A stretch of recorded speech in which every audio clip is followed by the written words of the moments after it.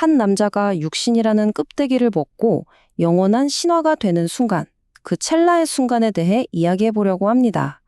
한 사람의 죽음이 어떻게 시대를 끝내고 새로운 전설을 시작했는지, 그의 마지막 1초, 그 시면으로 함께 들어가 보시죠.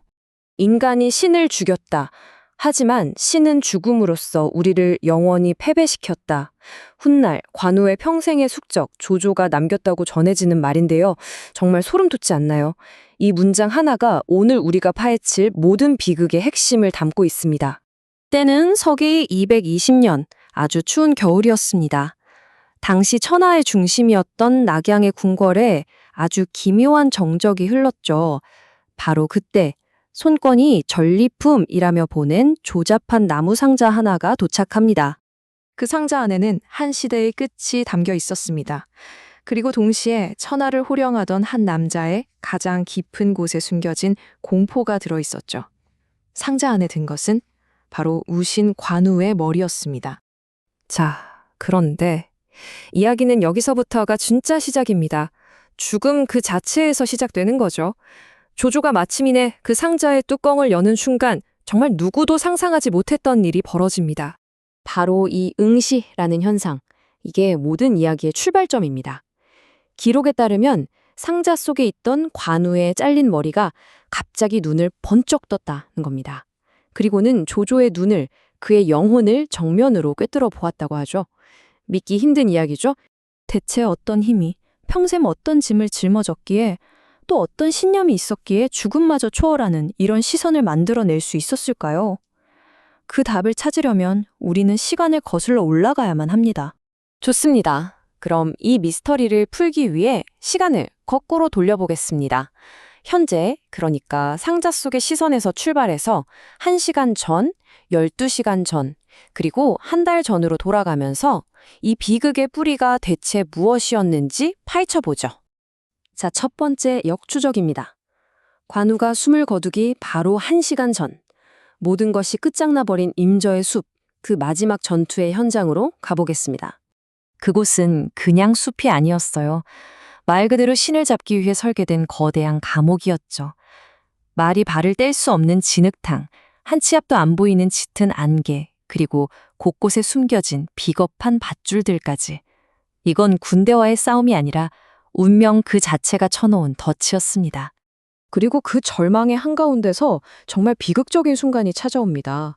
아버지에게 날아드는 칼날을 아들인 관평이 자신의 몸으로 막아섭니다. 말 그대로 인간 방패가 된 거죠. 그의 마지막 말은 이거였습니다.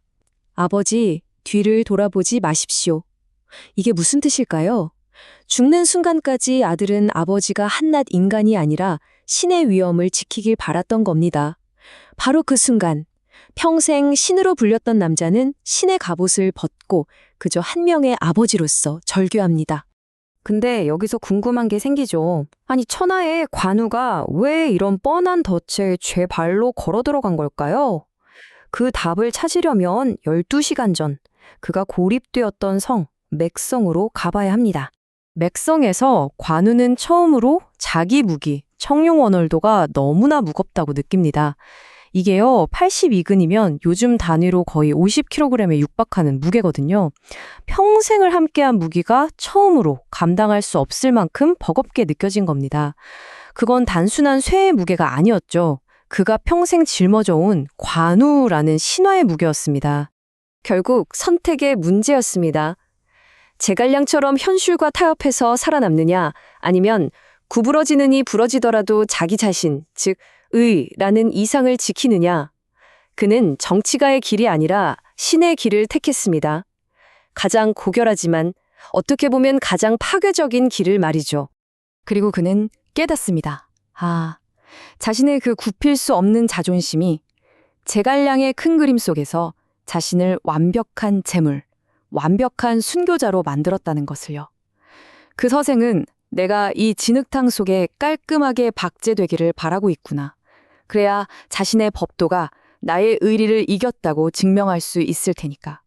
모든 걸 알아챈 거죠. 자, 이제 모든 퍼즐 조각이 맞춰졌습니다. 우리는 그가 왜, 어떻게 이 죽음의 문턱까지 오게 됐는지 알게 됐어요. 다시 현재로 돌아가죠. 그의 마지막 1초, 그 처형의 순간으로 말입니다. 집행인의 칼날이 차가운 겨울 햇살을 반사합니다. 주변은 고요해요. 세상의 모든 소음이 사라진 것 같습니다. 그의 감긴 눈 너머로 젊은 시절 형제들과 맹세했던 도원의 복숭아꽃, 그런 건 보이지 않습니다. 대신 그가 평생 자신의 칼로 베어 넘긴 수많은 사람들의 원혼이 안개처럼 눈앞에 나타납니다. 그런데 바로 그 순간 관우가 웃어요. 희미하게 미소를 짓습니다. 왜 웃었을까요? 이건 두려움이 아니었습니다. 아, 죽음이 끝이 아니구나. 내가 인간 관우에서 영원한 의라는 신화로 완성되는 순간이구나. 그걸 깨달은 겁니다.